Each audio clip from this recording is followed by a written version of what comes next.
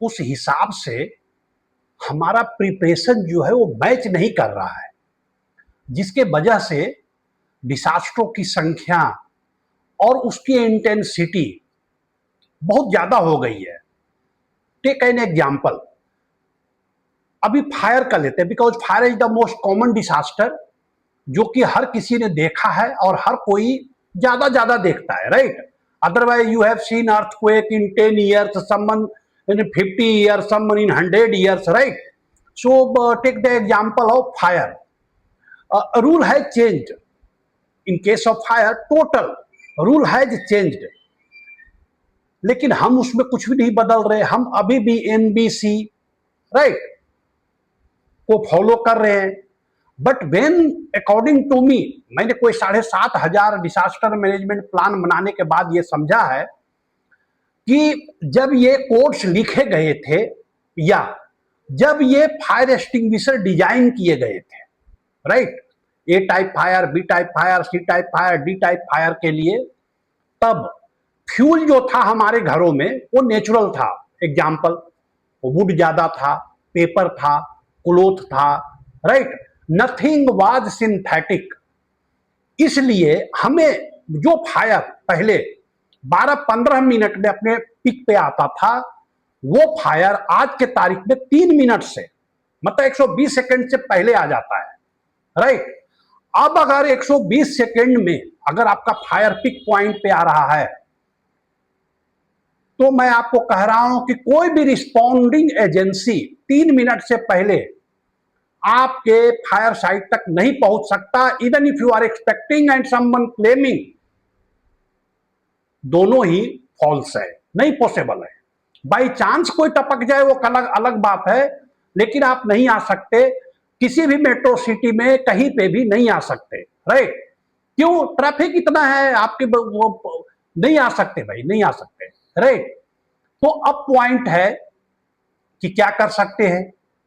Yes, अब आपको यह करना है कि आपको जिस रिस्क में आप बैठे हैं, उस रिस्क से निपटने के लिए आपको उसी विंडो में जो अब, क्योंकि फायर पिक पे जो फ्लैश आउट होता है, जो मैं कह रहा हूं कि कोई 120 सेकेंड में ही हो जा रहा है, 3 मिनट में ही हो जा रहा है, तो आपको उस 3 मिनट में बचने का उपाय करना पड़ेगा।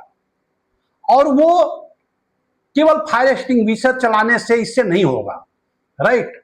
आपको साइंस ऑफ इवैक्यूएशन समझना पड़ेगा। साइंस ऑफ इवैक्यूएशन का मतलब, बेहतर है कि प्रॉपर्टी छोड़ के आप निकल जाइए। क्यों छोड़ के निकल जाइए? क्योंकि आपके घर में सिंथेटिक मटेरियल है, दीवार का पेंट तक जलता है आपका सोफा और चेयर तो छोड़ दीजिए, राइट, जो आप सब कुछ सिंथेटिक, प्लास्टिक, रबर, धुआं इतना ज्यादा क्रिएट कर देता है कि आपको दिखाई ही नहीं देगा, राइट। तो आपको जो रूल था कि भाई कुछ होता है हम फायर ब्रिगेड को फोन करेंगे, फिर हम, तो ये नहीं चलने वाला है। अब आप ही को रिएक्ट करना है, और रिएक्ट के लिए आपको जो मैंने कहा कि साइंस ऑफ इवैक्यूएशन समझिए, अपना डिसास्टर मैनेजमेंट प्लान बनाइए, अपने परिवार में इस पे बात कीजिए, जितना ज्यादा डिस्कशन कर सकते हैं। मैं तो ये कहूंगा कि कम से कम हर महीने एक बार घर खुद खाली करके देखिए कि मैं इवैक्यूएट कर पा रहा हूं, मेरा बच्चा कर पा रहा है। एक सेफ पॉइंट आइडेंटिफाई कीजिए घर से बाहर। नहीं तो जो विवेक विहार में हुआ वो आपके सामने है, और जो इंस्टीट्यूशन चला रहे हैं, जो होटल चला रहे हैं, जो हॉस्पिटल चला रहे हैं, राइट। मैं बहुत सारे हॉस्पिटल वालों को, होटल वालों को, तो अभी हमें नोटिस नहीं मिला, they are waiting for a notice.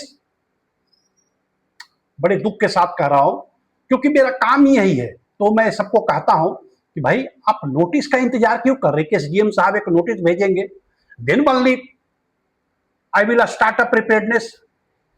Disaster, चलिए डीएम साहब तो तब भी इन्फॉर्म करके आएंगे, एसडीएम साहब या कोई इंस्पेक्टर जो फायर का है वो तब भी इन्फॉर्म करके आता है कि कल मैं आ रहा हूं, but be sure fire will not inform you, और in bigger prospective disaster will not inform you, that will come suddenly, and they are not coming for to test your paper. आपका पेपर टेस्ट करने के लिए disaster नहीं आता है कि I have a fire NOC, please see it's hanging on my wall.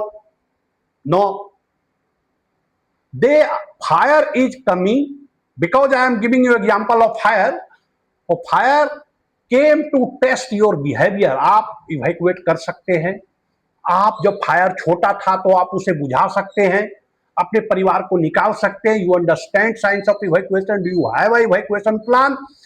If you don't have, sorry to say, casualty will happen. So please, as a disaster manager, I am requesting you, please go beyond the fire NOC culture and start practicing evacuation, installing self-glowing evacuation map, have a disaster management plan, right? Thank you everybody. May God bless you all.